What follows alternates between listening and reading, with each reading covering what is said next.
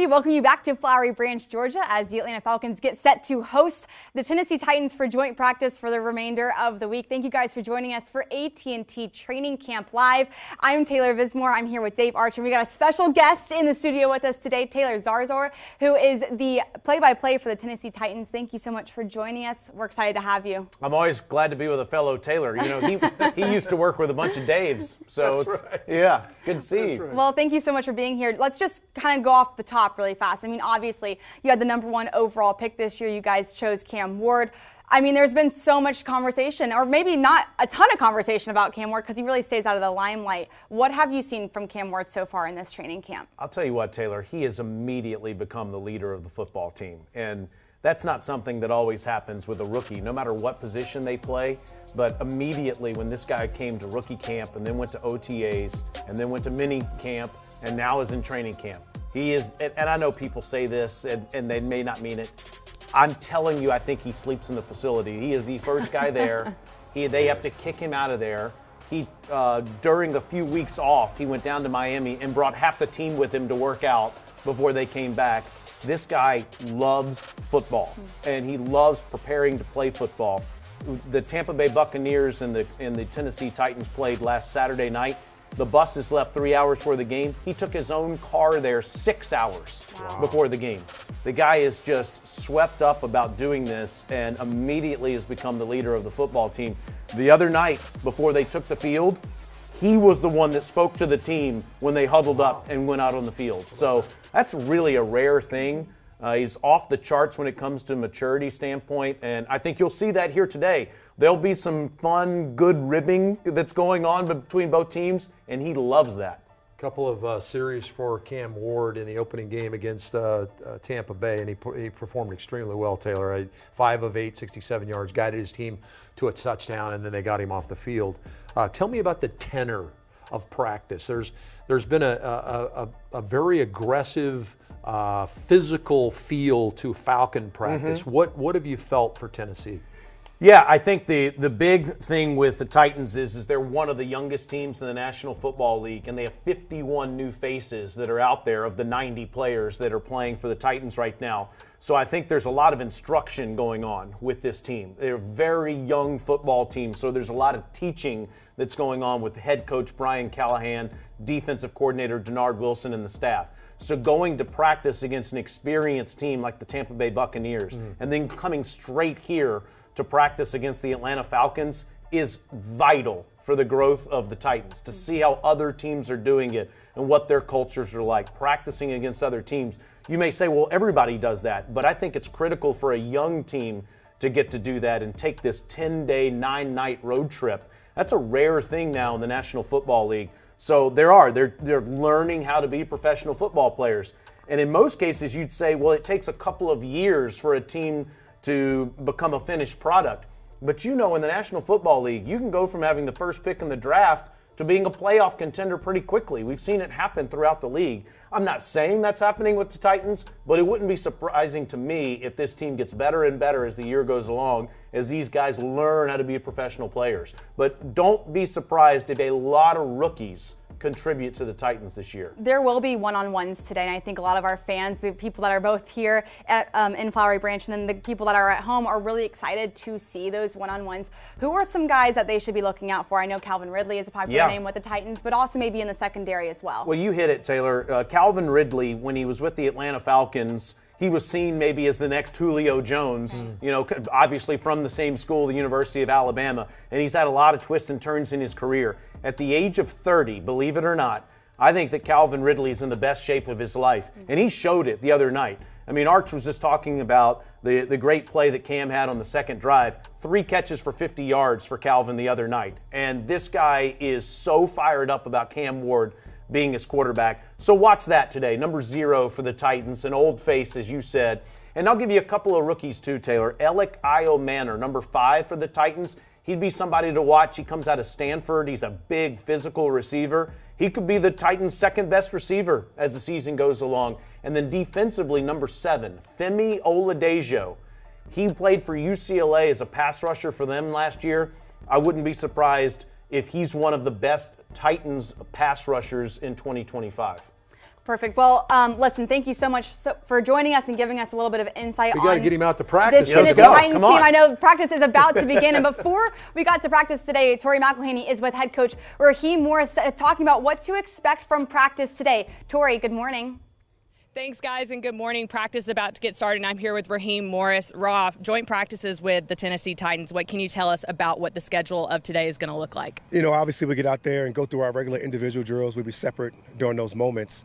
And then once we start our team periods, which we kind of, put it together as a coaching staff, and they like to do 7-on-7 started off. So we'll start off from 7-on-7 red zone. We'll get into our team periods, which we really love, and our mixed downs. We get to a couple of situations, which would be some second downs and get back on track and then play out the third down. But a lot of unscripted work, a lot of really good work, competition, high-level stuff that I really enjoy these moments and these times. You talk about enjoying it. The intensity always seems to go up during joint practices. What can you kind of tell us about the exciting moments that fans can be looking forward to today? You always love the intensity to go up, and you always like to keep it within the confines of our game, which is the best thing that can happen for us. We got our officials out here today. They'll officiate that thing like a game. We'll keep this thing moving like a game. There'll be a little more edge than normal, but you still got to keep it within the framework of practice where you stay away from the quarterback, where you try to get these guys healthy and safe. And that's the part of this. This is the part that I love that you can actually control as a coach. So this is the first time that we're getting a chance to really talk to you about what happened on Friday night. And obviously, great news out of Detroit with Maurice Norris and full clean bill of health. But this is the first time that we're getting a chance to talk about this team and what you saw from this team on Friday night. What can you kind of tell me about what you saw and as you're getting closer and closer to 53-man cutdowns, what it means for some of these guys? It was just a great sense of brotherhood, just overall for the game of football. And, it was a respect for Maurice Norris and his family. And we are extremely ecstatic that he came out okay and came out well. That Detroit team is a very classy act and what they did and how they handled it. And I thought our team handled it the exact same way. So being able to get him healthy and get him back with his team was something that we look forward to, and it was awesome. Now, what did you see from this team specifically, this Atlanta Falcons team, and the competition at some different position groups and, having more of an opportunity to really see some live game tape? I really just enjoyed the guys going out there competing at a very high level. We got a lot of really good things right. Our physicality was right. How we played the game was right. Now we just got to go back and clean up some of the mental stuff. And if we can go back and do those things on both sides of the ball, and including special teams, that would be something that would really be delightful for us. Can you talk me through the decision-making for the plan for this week and how much we'll see starters potentially on Friday and how much of the work that happens here at joint practice will dictate that? It'll be very similar to what we did last week. Obviously we had our scrimmage last week amongst each other. This week we get a chance to scrimmage against a very good football team in the Tennessee Titans, and we'll get a chance to get a lot of really good work done the next 2 days. And then we'll go into the game and we'll play very similar amount of people, but probably a little bit less, maybe a little bit more, depending on what happens in these next 2 days. But we want to get a good feel for our guys, and we did last week. Last question, a lot of key matchups happening today. Which is the one that you're most excited about seeing? It's hard to say, but I got some real close ties over there in Tennessee Titan team with, obviously Calvin Ridley, being one of our first-round draft picks that we was able to take in. I was able to coach personally and the love and the care that I have for that young man and all of those guys. So I got to go look at Calvin and AJ just a little bit and watch those guys match up and reminisce a little bit. We'll see you very soon. Thank you for joining me. I'll see you guys soon. All right, thanks so much, Tori. Obviously, I think Taylor was excited to see Calvin Ridley. Obviously, Raheem is excited to see Calvin Ridley. I'm excited to see him. It's going to be really interesting. I know I mentioned it a little bit earlier. There will be one-on-ones today that you guys at home will be able to watch. We're really excited to get there. But before we get there, the team is in activation period right now, warming up, getting loose, getting ready for joint practice. But Arch, before we get into the one-on-ones of it all today and the indie period of it all today, why are joint practices so important and why are they so helpful for the starters of each roster? Well, it just, obviously you hear about different colored jersey, but it's a controlled engagement. So you're going to be a heightened physicality. There'll be heightened adrenaline flowing, which can lead to some confrontations, but you get as close to game type situations as you can. No cheating. Mm-hmm. You get to where, I remember as a quarterback, our DBs would start squatting on our routes. They wouldn't backpedal out like they're supposed to. You're going to get a true look from their defenders, from their offense. Right there, Raheem talked about unscripted looks. So yeah, they'll have a script on offense, but we don't know what their script is. And so it's not like looking on cards and they're going to run plays that facilitate our offense or defense. They're going to learn their stuff, and we have to react to that. And there's a game feel to that as well. Get ready. This is what we're going to go to. When we get 4 or 5 years down the road, this is what they're going to be doing. I don't know what they'll be doing preseason games. Yeah, we'll see about that. But yesterday, Chris Lindstrom spoke to the media, and they were asking him about the importance of joint practice and why that's exciting for a guy like him, someone that does sit out in those preseason games. And he said, look, it's the safest way to get great reps from other teams, kind of like what you were saying. He said, we know what the defense can do. We know what their strengths are. They know what our weaknesses are and what our strengths are. So when you get to week 3 and even week 4 of training camp with the same team, it's not the same energy. So bringing in a new team with new looks, new competition, it makes the team better. It brings you guys together as a team. Yes, they've been going against offense and defense all the last 2 or 3 weeks now, but we need to come together as a team now as they go against the Tennessee Titans in this joint practice. You mentioned it a little bit earlier about your joint practice experience. What are some of your favorite experiences that you had as a player during joint practice? It's funny, and you hit the nail on the head. You become, instead of competing against yourselves, now you're competing against someone else, and you do get that team-oriented concept. So great call by you, Taylor, there. The one thing I remember, the Dolphins used to come to us every year. It's Dan Marino and Mark Duper and Mark Clayton, legendary names.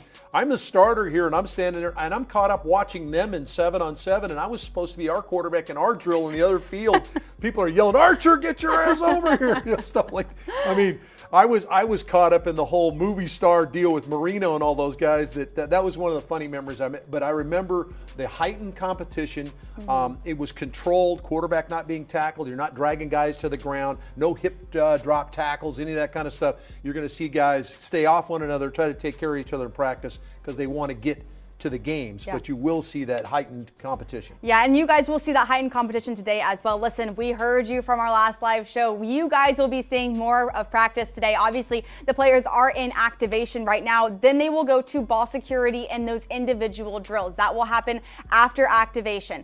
And then after that, there will be one-on-ones with both the wide receivers and the pass catchers and the secondary. And then there will be one-on-ones with the offensive line and defensive line as well. You guys will see all of that stuff.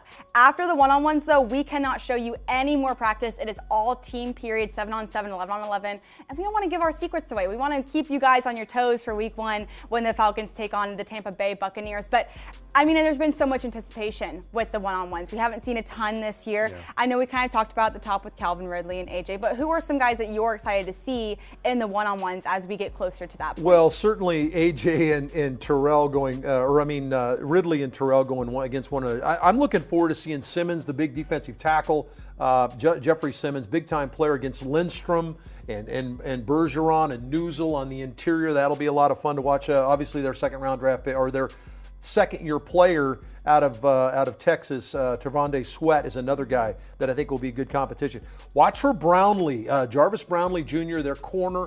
Guy likes to talk a lot of smack going up against London, Drake London. L'Jarius Sneed against London as well. And then you start talking about Arden Key, who's an outstanding pass rusher coming off the edge against Jake Matthews and against Caleb McGarry. That might be some matchups you want to look for. Yeah, I love that you bring up those offensive and defensive linemen who will be doing those one-on-ones as well. A little bit different of the look on the one-on-ones with those guys, and we'll be able to see that later today in practice. But something that's been really fun to watch is the development of this defensive line. Obviously, earlier in the year during free agency, Grady Jarrett did leave. He went to the Chicago Bears, and there was a big question of what is going to happen now with this defensive line now that he is gone. And so many guys have stepped up. There's been a change of energy in that room as well. It's been really fun to watch. And the guy at the helm of it all is Nate Ollie, the defensive line coach who has so much energy, and he's bringing it to the defensive line. Yes, we are, man. We rolling them like when we subbing, we rolling. Like nobody's taking no more than like 4 plays in a row.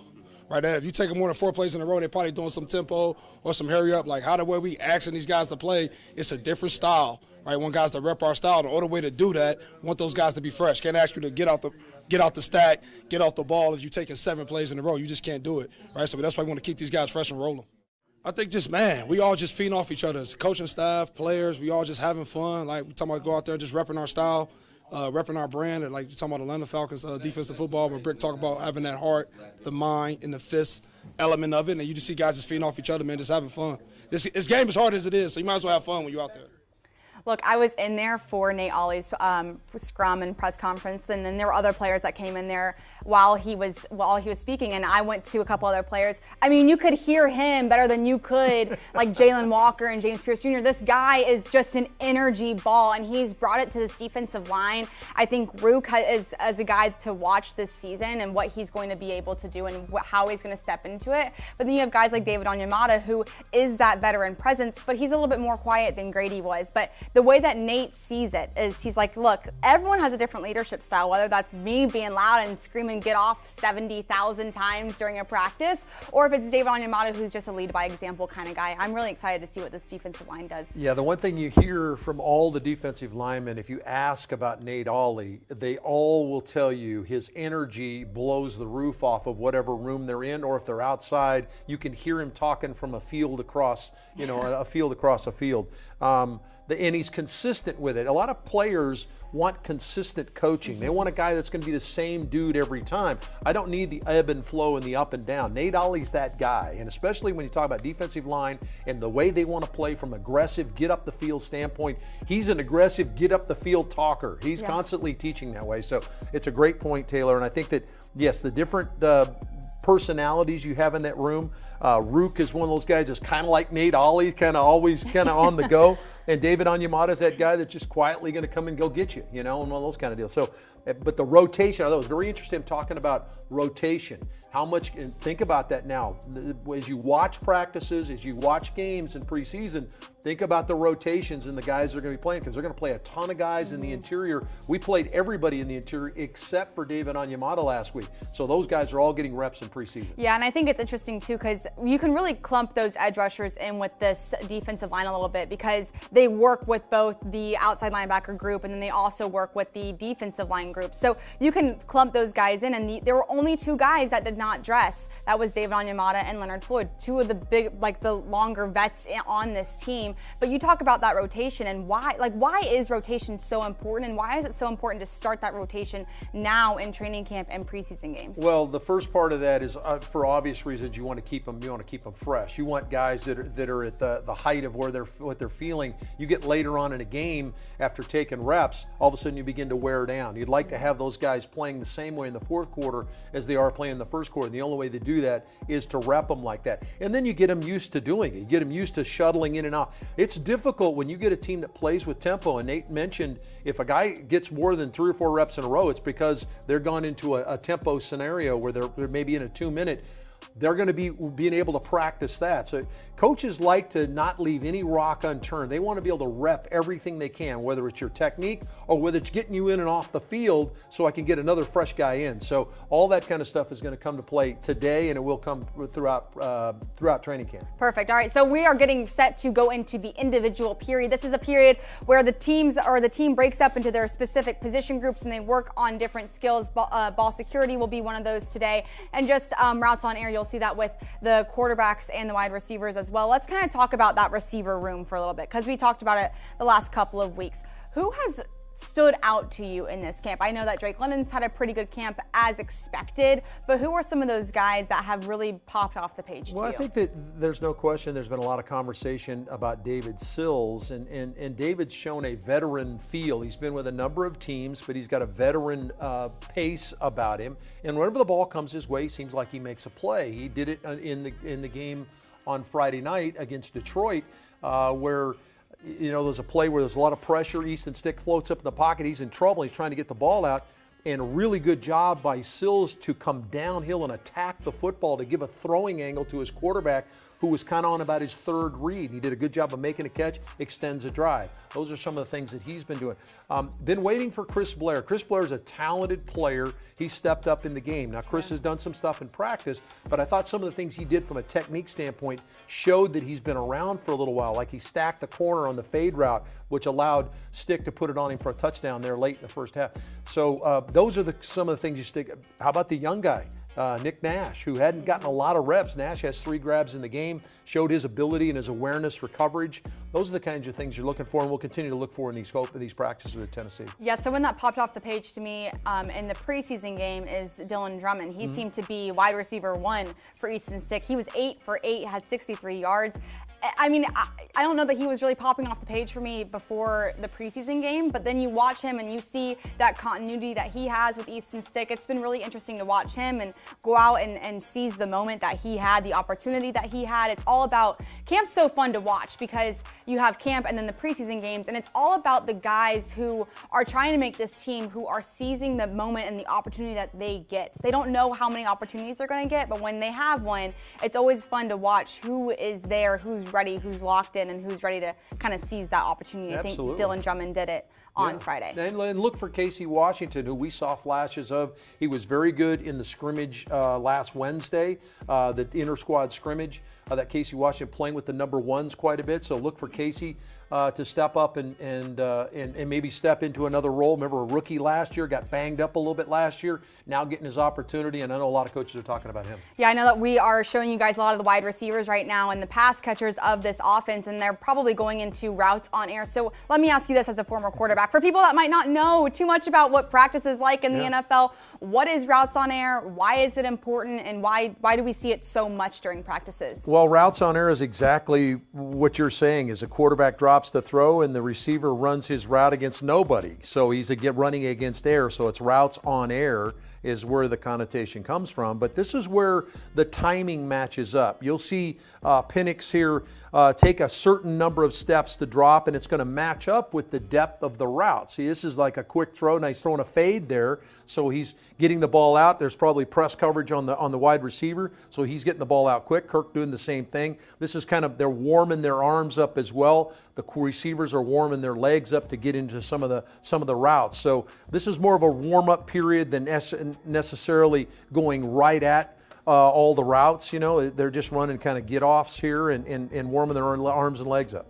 Yeah, I think it's really interesting, too, to watch these guys, especially maybe during the season when there was that quarterback change from Kirk Cousins to Michael Penix. Routes on air was really important because it allows the quarterback to find the timing with the wide receiver, find out where exactly I need to put this ball for you to be able to comfortably get it. And I need to know how far you are able to reach out and grab the ball. And I think you've seen that really work its hand with Michael Penix and Kyle Pitts. I think that he's had a really, I mean, as you see right there, their route on air with Michael Penix and Kyle Pitts. I think that you've seen the routes on air really help them throughout camp during 11-on-11s and then obviously one-on-ones as well. It's going to be interesting to see how they play together today with one-on-ones. Yeah, and we're not really, I mean, we're saying it's routes on air. This is more of a warm-up drill, really. They're not running any routes. They're just running down the field and loosening up. So we're going to, at some point, get the routes on air, and they may be getting ready to do that right now. Kyle Pitts listening in, trying to get whatever instructions he needs to get ready to potentially run some routes. Let's see if we get some routes here out of the wide receivers. We actually transition. So now we're going to go routes against the air. And that's a slant route. There's Chris Blair running the slant route there. And so you're timing it up. You got a quarterback that's going to shuffle step if he's in the gun. It's a 3-step drop if you're under center, and you're timing it up. And Taylor's correct. This is where some of the timing comes in. Now, that can get disrupted, and that's what you're trying to do as a defender. We get some of the one-on-ones, you'll see receivers or DBs trying to jam the receivers, which means that changes the timing. So now as a quarterback, you have to hang on to the football, and that means your footwork has to be that much better. But right now, this is truly routes on air. As you see Raheem watching his wide receivers, here's some of the tight ends that are going to run some routes. Let's see what route we get out of the tight end. He's running a slant as well, a little bit of a flex there, kind of a nasty split for the tight end. You look outside. Here's another. Let's see if they've changed the route here. Nope, still running slants here. Again, the tight end. That's the young kid out of South Carolina, Simon. So, yeah. So here's Kyle running the slant from that slot area. Hey, come on, Kyle. You got to catch the football now. Got to catch. We're gonna throw you to you if you don't go catch it. All right, let's kind of talk about the guys that are going to give them the time to get down the field to be able to make those catches. The offensive line, it's been a major conversation between you and I, Arch, during this training camp. They brought in a center earlier in the week. Hansen is the new center that has signed for the Falcons. What are you taking away from this offensive line that you saw on Friday and maybe some of the moves that they've made so far in the week? Yeah, a little concerned, to be honest with you, Taylor. We did not run the football with any success at all on Friday night. I think, 25 yards rushing, and really there was nothing there to speak of. I think the movement of Easton Stick was probably the most positive thing you saw, somebody running around back there. But the inability to run the football is concerning. Some of those guys that are on that front with Kyle Hinton and Jovan Gwynn, maybe even Jack Nelson, are guys that you're expecting to be that next guy in. I think I really like our front unit, our top guys, but where is that depth going to come from? Where are the guys you can plug into play? And so we're still trying to search for that, I believe. Yeah, and I think someone told me this, before you get the cart in front of the horse with all of these signings, you really want to wait to look at the signings until you get closer to the end of camp, or right as camp ends, of who they bring in, because right now it could just be rotational guys. You see some signings on the secondary, and just bringing some more guys in to have fresh legs and to be able to work and to see if they can make this roster. And then as we get closer to the end of camp, which is where we are sitting right now, these signings will mean more and more as you get towards the end of camp. Well, I don't know if I agree with that. I think that if you're going to go get a center and he's going to come in and learn your system, that's not something that necessarily you can do in the last 3 days right before you go play a football game against Tampa Bay. So these guys that are being signed right now, Hansen comes in as a center. That would tell me that, hey, they're looking maybe for a little bit more out of the center, a little bit more heightened competition there. But it's difficult to absorb a system with only 2 or 3 days of practice, knowing you're probably not going to get a lot of reps because you're a backup. So you're hoping that these guys that you've got signed, or if you're bringing somebody in, we signed Ronnie Harrison, the safety, is going to come in, a kid that played at Alabama, has played in the league for a little while. He's a new guy in camp. They're hoping that he's going to be able to absorb the system, so when we get to that opening week, I don't have to teach you anything. You know what's going on. Yeah, I know that you're a little concerned with this offensive line group. Let's kind of flip over to the defense, though, and the inside linebacker group, because I think I brought them up last week a little bit. Troy Anderson. What's your favorite group? You love this group. I'm a little concerned about this group, if I'm being honest. If we both had to pick a group to be concerned about, this is the group that I am not the most concerned about, but there is concern there for me. Troy Anderson, obviously, on the pup. JD Bertrand has been a no-contact player. He's been wearing a yellow jersey the last couple of days at practice.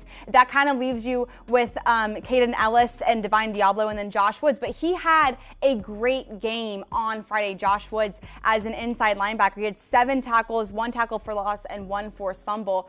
When you see Josh Woods, he's trying to make this team. He's trying to make an impact. What have you seen out of him so far? Well, first of all, he's a really good teammate. I had a chance to do some stuff with Josh in the offseason with some of our community relations stuff, and he's an incredible human being, an incredible person. So really good teammate, really cares about his guys around him. But he is a flat-out go-get-it. He likes to go 90 miles an hour. That's why Marquise Williams loves him on special teams, because he's 90 miles an hour all the time. There is no shut-off in this guy, and he played that way on Friday night. You mentioned the 7 tackles, but I loved his ability to be where he was supposed to be. How many reps has Josh Woods necessarily gotten as a starting linebacker? Not very many. So his ability to understand and absorb what Jeff Ulbrich wanted done from that linebacker spot, to be able to call the defense and then be able to get where he needed to do, or get to where he needed to be, was impressive. And so I thought he turned, if he had to turn some heads, he did that on Friday night, especially with the guys that are banged up like you're talking about. Where's that depth at? Josh Woods is the guy you could lean on. Yeah, something else I want to talk about in this inside linebacker group is Caden Ellis and Divine Diablo. Obviously haven't seen a ton out of them for the preseason games, but we will see them more and more in practice. And obviously today during joint practices, he's a new guy, Divine Diablo, to this defense. Why is joint practice going to be really important to find the continuity between him and Caden Ellis, or him and any other inside linebacker on this group? Yeah, I think that as far as him playing his position, Taylor, I think you're pretty comfortable with what he's absorbed from what Ulbrich wants him to do, whether it's run and hit, whether it's blitz or whatever. So I think you're comfortable there. What you're hoping to get out of these kind of things is, and you see Divine Diablo there, 00, you see JD Bertrand, number 40, Josh Woods, 42 there. But those, you're talking about, those are the guys that are communicating both front and back. Now, Jesse Bates is a guy with a lot of communication in the back end, but a lot of times it's going to come from the middle part of the defense. It's Caden Ellis and it's Divine Diablo communicating to the defensive front as well as the secondary. So that's where I think you're going to make your biggest strides here, is everybody being on the same page. If you're going to change something up front, if there's a look that you didn't see, some of those unscouted looks you're going to see in this, some shifts, maybe I need to get somebody somewhere else, That's where these two guys are going to begin to expand that piece of what they're going to do. Yeah, so we have one-on-ones coming in just about 5 minutes. So let's kind of transition now to the guys that we're going to see first off in those one-on-ones. Let's talk about the secondary really quick. Obviously, had a couple of guys with big showings. DeMarco Helms being one of those guys on Friday. Xavier Watts obviously got some playing time. Billy Bowman as well, and D. Alford. Let's kind of talk about all of those guys a little bit as we get set for one-on-ones. Let's start with DeMarco Helms. I think he was the guy that everyone was kind of talking about after that game. What did you see from DeMarco? I saw attitude. I saw attitude. I saw the aggressive. To me, he set the tone defensively in the game Friday night because he responded the way I think Jeff Ulbrich would want him to respond. Come up and hammer a guy in the left flat, and the next thing you know, there's a throw down the sideline. He comes up, which I thought. And I'm gonna go to my deathbed on this one. I thought that was a clean hit. It was a phenomenal play. He knocks the ball out. They threw a flag on him. Totally ridiculous call. And then he makes another hit on a tight end on a crossing route, knocks the ball out again. I thought he defined what you want to be defensively from an aggressive, hard-hitting, physical standpoint. DeMarco Helms made a statement on Friday night. Yeah, it's been really interesting. Obviously, Jeff Ulbrich has this saying, heart, mind, fist. And it's been really interesting to see how that is implemented in this defense and how each defensive player uses that to their advantage during practice and during games. And I think you saw that in DeMarco Helms. Yes, he had a flag. Whether or not it was a clean hit or not a clean hit, that's up for discussion that I will not be part of. I will let Arch kind of take the reign on that one. But I thought what was so impressive and what really impressed me about DeMarco is the ability to kind of take that flag and be like, okay, well, I'm going to keep playing. You want to see what else I can do? Here we go. And then obviously that tight end hit that he had. I think what you saw from DeMarco is I might have missed last year, but I'm just as good, if not better than I was last year in all that time that I had to think about what I wanted to be and who I wanted to be a part of this defense. Well, it reminded you of why you kind of fell in love with the guy, seventh round draft pick out of Alabama 3 years ago, and you're thinking, okay, he does a great job in training camp. Remember, he got the ball out, a couple interceptions in that first training camp, had some plays down in Miami in that preseason game. And the next thing you know, you're about 10 weeks into the season, he takes over as a starter at safety and then gets hurt last year. So, yeah, DeMarco Helms is a guy that I think he wanted to put something forward there and put something on tape, and he did that. So, interested to see how that continues to play out. But that's a really good safety group. We've talked about Xavier Watts, talked about Jesse Bates, Jordan Fuller. This is a really deep group and a group that I think are going to make a lot of plays for us. Yeah, I know that Xavier Watts and Billy Bowman might not have had the eye-popping performance on Friday that I think a lot of people were hoping and expecting to see, but I think that's also, you have to give these rookies time to acclimate to the NFL feel of the game and the process of the game and how fast it might be for them. That's why playing in the preseason is so important, so that in week one, as you go against Tampa Bay, they're ready to go and they know the speed of this game. Let me ask you this, though. Well, real quickly on Billy Bowman. Billy Bowman might not have shown up on the stat sheets for us. Bowman made a bunch of plays there, and he played on special teams, too. He made a tackle on special teams. So, again, that contribution, not only at the nickel spot, but on special teams. Yeah, let me go into this, though, with Billy Bowman and Xavier Watts, maybe some of these other guys who are rookies or trying to make this team. Why are these one-on-ones that we are about to get into in the next couple of minutes here, why are they so important for these guys, and how is this going to help their game moving forward? Well, different level now. Billy Bowman played at Oklahoma, and no offense, but Xavier Watts played at Notre Dame, and every guy you go up against now in practice is an NFL caliber player. That's not what was happening at Notre Dame. That's not what was happening in Oklahoma. So when he steps up to practice today, and now he's going to get different looks. He's going to get different ways of running routes. Like I said, DBs have a tendency to cheat. And so our guys have kind of developed an idea of how we run routes and what are the routes we like to run. Now they're going to see it from another team, and so their opportunity to be able to learn on the fly, learn on the go, that'll be very interesting today. Yeah, it's going to be really interesting because, I mean, as you see there, Cam Ward, they're getting ready to do one-on-ones right now. I think they're doing a couple warm-ups before they begin the true one-on-ones. This is London and Brownlee, right? Is that Brownlee? Let's see. No, that's Darryl Baker. But that's a little hitch route. That's one-on-ones right there. All right, so we're going in one-on-ones right now. Or sorry, guys. These are one-on-ones, and it's going to be interesting to see who kind of steps up in this period. Yes, you obviously want AJ Terrell and Jesse Bates to have really big showings in these one-on-ones, but it's going to be interesting to see where the Bowman and the D. Alford of those kind of guys, how they show up and how they kind of make a name for themselves in this next period. Yeah, here's Chris Blair, who had such a good and now here's the running backs. There's Bijan Robinson working against Barton, the linebacker. Pretty good job by Bijan to avoid the jam there and get up the field, running a little seam route from that running back position. Flash back out. Tight split here. That's Dante Manning for the Falcons, working against Brochet. He's their punt returner. He's really good, quick, short area quickness. Good job on the seam route right there. Here's Tyler Algier going to come out of the backfield. Emory Jones going to get the ball to Tyler Algier here, working against the linebacker. Set him up. Ooh, how about the nice move at the top? Nice little hint at the top, freeze the backer's feet, and then get to the flat and present himself to the quarterback. Here's David Sills. We talked about David Sills and his ability.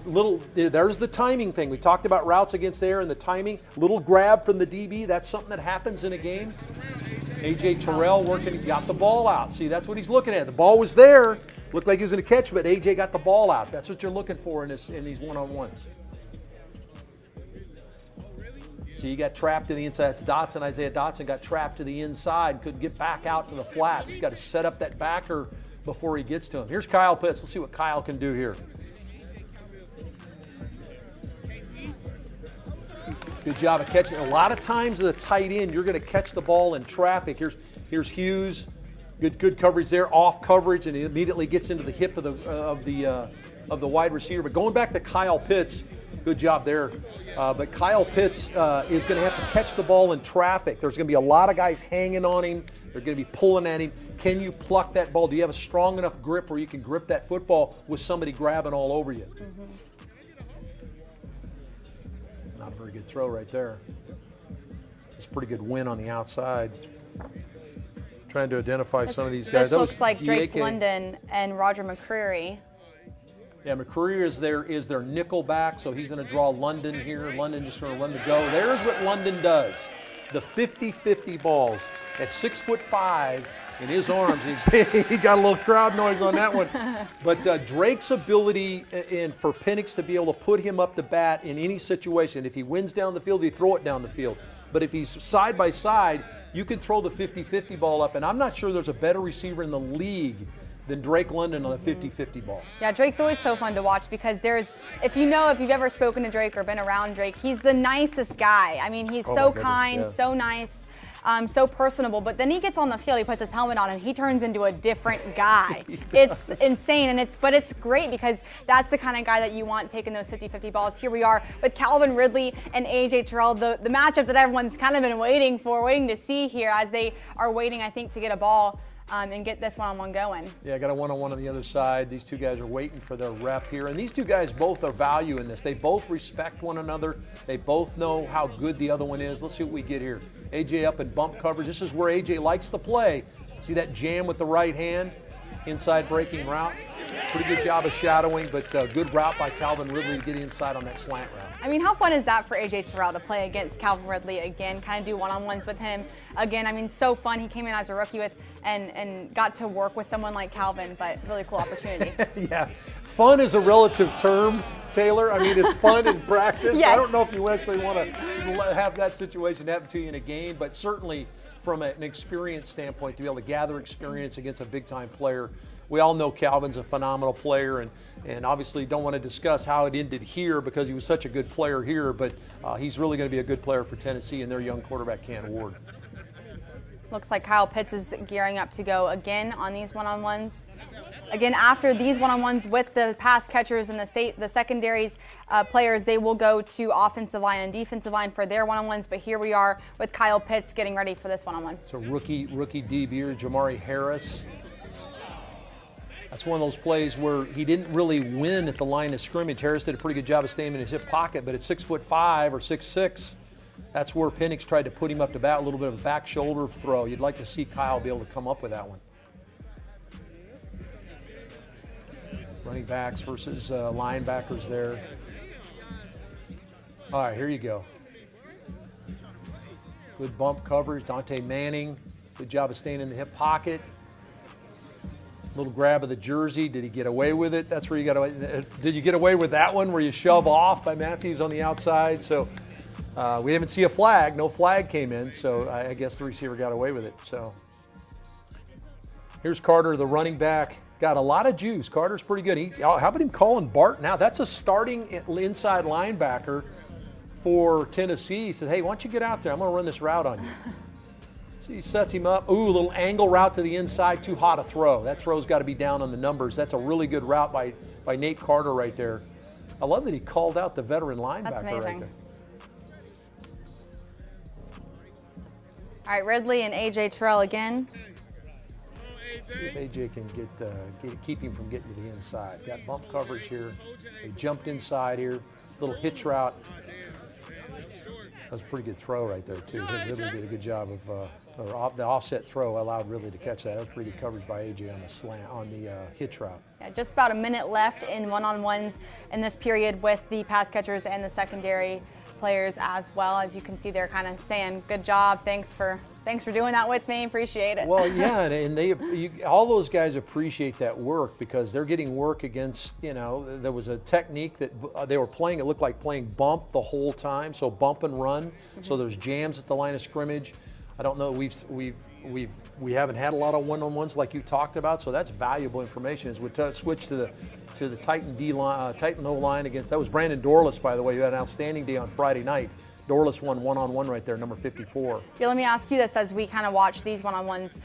Obviously, they're totally different in what they're doing, but how do these one-on-ones help these guys in the trenches? It's the same thing. It's just getting reps against different guys, and these are NFL quality players. The more reps you can get, the more opportunities you get, the better you're going to be. And different techniques that Dwayne Ledford's shouting out, hey, this is what we're doing, this is the play, this is the protection, so I need you to set this way and react to what the defensive lineman's giving you. Yeah, and it's going to be really interesting to watch this defensive line for Atlanta because, like we mentioned at the top of the show, Nate Ollie is the get-off guy. He wants you to get off as quickly and as fast as possible and kind of lead with not anger. I don't know that anger is the right word, but get off quickly and make a statement early. So that's going to be interesting to see here. You might ask, why do they have the other guy in there? He's not going one-on-one. It's just a set. Here we got dueling one side, half the side of the offensive line. So now what you're seeing is you're going to see the teams, they can use some twists and some stunts. And so this is really good work for Bergeron and Matthews because they can now absorb, okay, is it a twist? I got to stay home, or do I take my guy one-on-one? See how they're in combination? That was just a straight up the field rush with McGarry and Lindstrom. But at some point, those two guys could twist, and you got to be able to pass that off and keep somebody off the quarterback. Here's Jalen Walker working on the outside.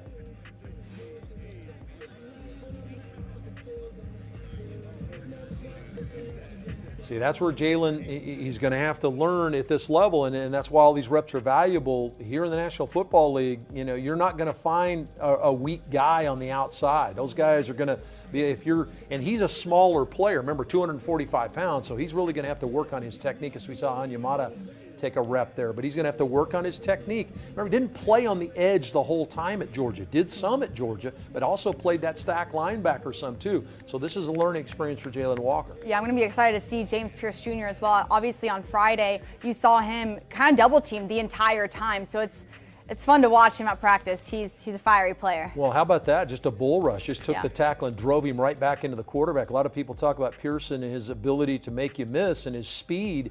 He just took the tackle and walked him right back into the quarterback's lap. So a little bull rush from James Pierce Jr. Really nice pass off there. You see the three interior linemen working against two defensive tackles. Really good job. Those guys staying at home, passing as there was a twist up front. Did a good job of staying at home and picking up whoever was in their area. Very nice job of those interior three.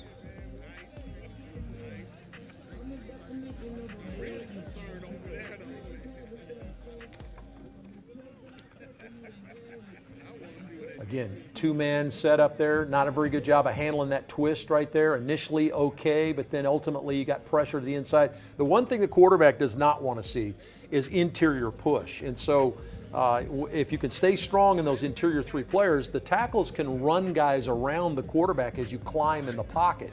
But that interior piece is really key, and that's why these guys sorting out these stunts, being able to handle the twists and things that are going on inside and stay home and stay stout so the quarterback can slide up in the pocket and make throws.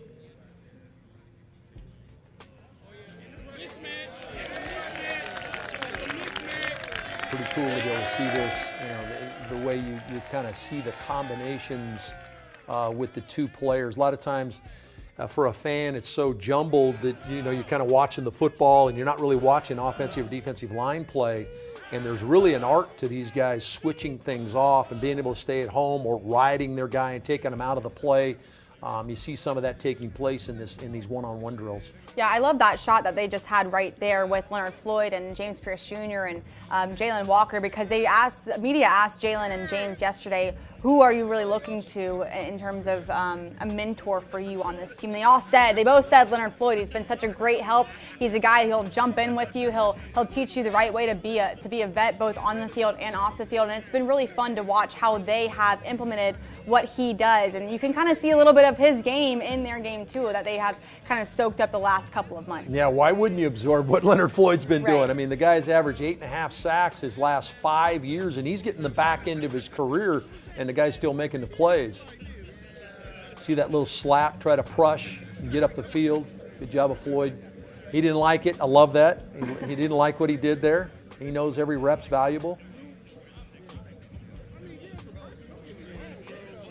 Thinking that through, because you go back and you think, okay, what did I do there? Right. I didn't use my hands properly.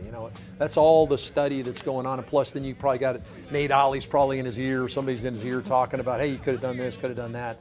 That's what these teaching moments for these guys, tremendous. Yeah, here's Contavious Street. Yeah, I think what you're seeing in a lot of these guys on this defensive side is that they have this motor. They don't really stop until they're right up on that quarterback. They keep going. Even if the play is done, even if the whistle is blown, they keep going until they're at the quarterback. They're visualizing and they're practicing getting to the quarterback at all times, and I think that's going to be really interesting to see as the season goes underway here. Yeah, that's why you don't have any quarterback. Here's Zach Harrison. Look at that bull rush by Zach Harrison. Good push on that tackle on the left side. Just shoved him right back in. That was Jalen Duncan, a guy that's played about 20 games in the National Football League, and Harrison got a good push there. Yeah, haven't talked a lot about Jalen Walker.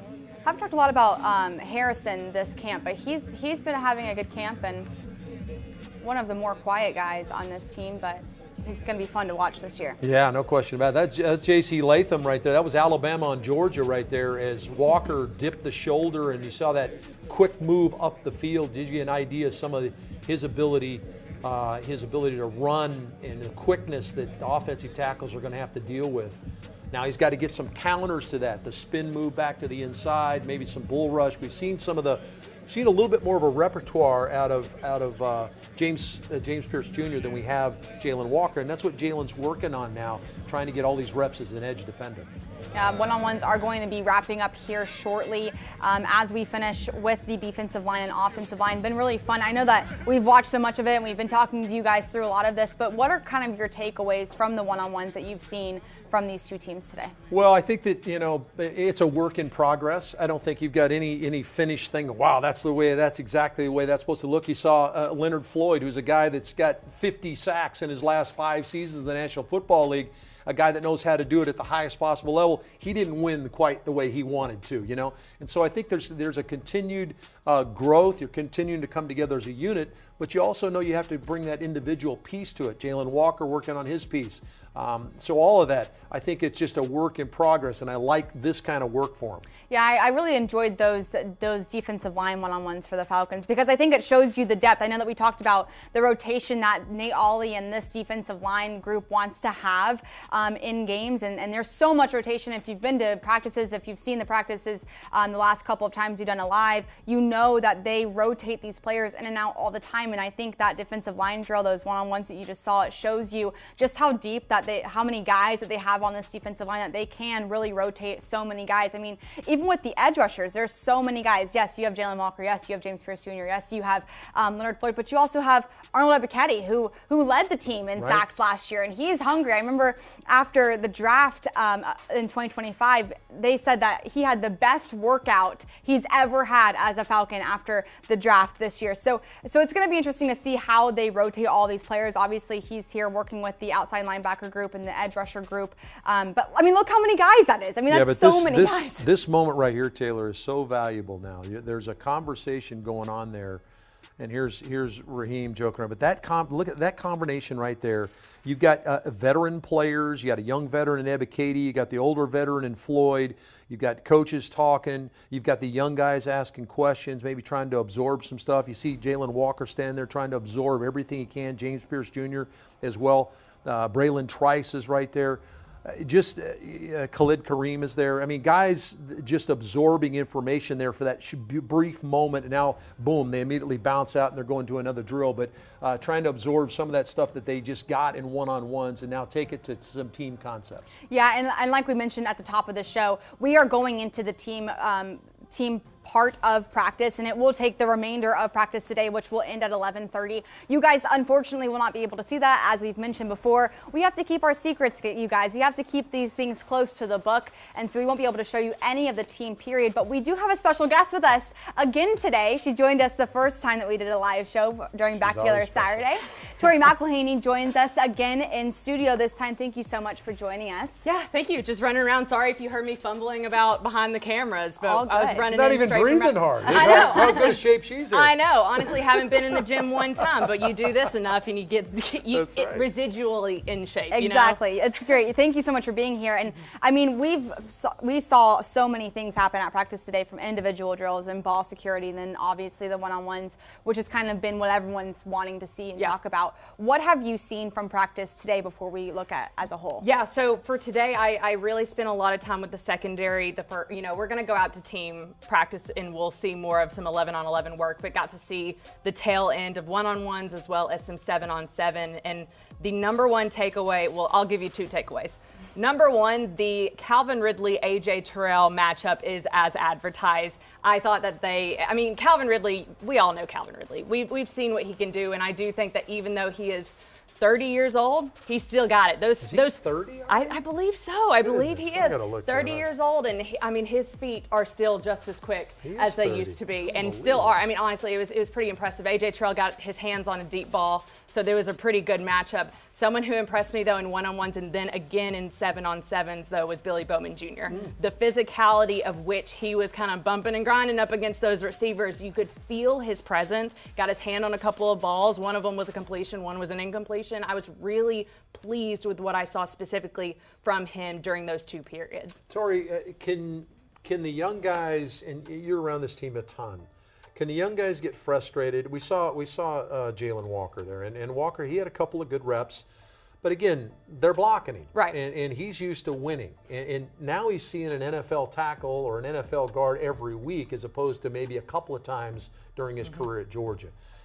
How do they guard against them getting frustrated with not winning every time? Well, I think for Jalen Walker specifically, you have to kind of look to the moments where he did win. Okay. And if you're breaking down Jalen Walker's film from Friday night, I think the thing that you really latch on with him specifically is the way that he kind of really did set the edge in run blocking and being able to show off that kind of sideline to sideline speed. And I think that's kind of how you counteract it, because with someone like Jalen Walker, you have to think what he was doing at the University of Georgia differs greatly from what they are asking him to do full time here, which is a more traditional edge rusher role. That's going to come with some growing pains, especially when you consider the size of a league offensive tackle and where Jalen Walker finds himself. It's about finding his moments to win, and I think early on we'll see that those wins coming in run stopping, and that's kind of how I think you counteract that. Should we be asking the fan, and I know the fan wants it now, we're a now society. Of course, yeah. So little victories. We need to look for little victories, is what you're saying. Yep. Defending against the run, sideline to sideline, cut the play off, those kind of things. Maybe quarterback not on the ground yet. That's something that you want to tell him Yeah. that he's winning in, but maybe we tell the fan to pump their brakes a little bit as well, right? I think so, and I said the same thing about James Pierce Jr. You go back to that Friday night game, and he's being double teamed. He's getting chip blocked. I mean, this is a guy who Detroit was going to make a point to not allow James Pierce Jr. in the backfield. And if you're James Pierce Jr. and your one job is to get after the quarterback, but you got 3 guys coming at you to make sure that doesn't happen, there probably is going to be like a level of frustration that you have. Like, dang it, like this is my one job and they're making it hard on me. And I think honestly, one, you got to look at it as a sign of respect. That Detroit was like, we're not going to let James Pierce Jr. disrupt this game. And I still think that what you were able to see him do and how he was able to collapse the pocket on his side, I still think was really impressive, even considering that they got a tight end chipping him or they have a running back kind of running in front of him. And so for me personally, it's those moments where, look, expectations are what they are for first-year edge rushers. And unless you are the creme de la creme of edge rushers and, you know, the Aiden Hutchinsons of the world, the Micah Parsons of the world, like, let's be real, first-year edge rushers, they don't get a lot of traction. It's usually in year 2, year 3 that you see that jump in production, significant jump in production. I think for Jalen Walker and James Pierce Jr., where they are right now, if you can kind of play your roles, get your footing in the league, come up with a couple sacks here and there, I do think that this is a unit that by design is going to involve Caden Ellis getting after the pass rusher, or being a pass rusher. You have Arnold Ebiketie, you have David Onyemata, Rukaroro, Brandon Dorless getting after the quarterback. This is something that is a team effort. So for these guys, understanding that and knowing that their time will come. And for Falcons fans, I know you want it to be now, but maybe let's see how they develop, especially when you're talking about someone like Jalen Walker. Yeah, no offense to the volunteer there, but a pack of wild dogs. And that would kind of lean towards Jalen Walker. Exactly. Tori, we've seen about 2.5 weeks of camp so far. We've seen a preseason game and now obviously one day of joint practice. What are your overall takeaways of this Falcons team as we move forward in joint practice? I think that there's a very obvious difference in the way this defensive front is working. I think that Jeff Ulbrich coming in and saying this is who they're going to be. They're going to be an attacking front. They're going to be physical. They're going to be violent at the point of attack. I think that showed up Friday during the preseason game, and I also think that it continues to show up even now in joint practices, and that's something that as I'm feeling out what this team can be, I think the energy that you saw this defensive front play with was actually something to be excited about where they're going, because we saw so much of what that rotation is actually going to be in season. We saw so much of that in that game Friday night. And what's interesting is I felt the exact opposite way about the second team offensive line. I felt like there was some moments where I was that has been his number one thing. Oh, really? Has it? Okay, yes. yeah. I have to be completely honest. I was a bit caught off guard by the lack of ability to run the ball and lack of ability to block into the second level. And that was something that caught me off guard. So as good as I felt about this defensive front and where it's going and what Jeff Ulbrich is doing, I kind of felt a little opposite about the second team offensive line. And I'm curious to see how Dwayne Ledford and company kind of kick them into gear a little bit more. Yeah, you didn't talk me off the ledge. So I was hoping you were going to talk me off the ledge on this, our inability to run the football Friday night. Hopefully it'll improve in these joint practices. Right. And hopefully Friday night we see a little bit more footing in the run game as we move forward here in the preseason, because some of those guys are ultimately going to probably have to play at some point during the season. Tell me about what you're seeing and what you think about the wide receiver core. We had a couple guys step up on Friday night. Did you see that coming from a guy like Drummond or a guy like Blair?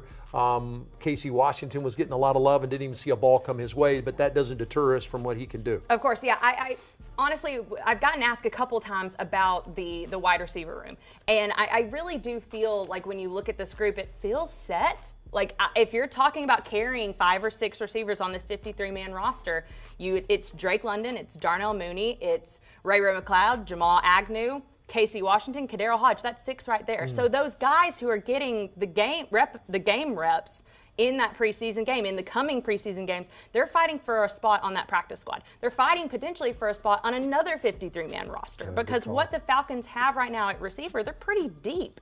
And even though there's a bit kind of an up-in-the-air atmosphere of what's going to happen with Darnell Mooney, he has a shoulder injury. Raheem Morris talked about it today. We'll see what kind of comes of Darnell Mooney and where he ultimately ends up and where he'll be week 1. But I feel like for the time being, they have something pretty good in the depth that they have at wide receiver. Way to go, girl. Perfect. Tori, Thank you. Thank you so much. You're just a wealth of knowledge breathing hard either. on this team. It's impressive how much you know. And look, guys, I know that you guys might want to watch the rest of practice, but unfortunately, we're going to have to end the show here because this is team period for the Falcons and the Tennessee Titans. These are all the secrets and all the scheme that they're working on to get towards week 1 against Tampa Bay Buccaneers. But if you want to see these Falcons, there is one more open practice that's going to be tomorrow here at Flowery Branch against the Tennessee Titans. And then on Friday, the Falcons, will host the Titans at Mercedes-Benz Stadium at 7, and then they will have their final preseason game the next Friday against the Cowboys at AT&T Stadium, also at 7 p.m. Thank you guys so much for joining us. Tori, thank you so much for joining us as well. We hope to see you guys on the pregame show during week 1 as the Falcons take on the Tampa Bay Buccaneers for a division showdown. Thank you guys so much for joining us, and we will see you next time.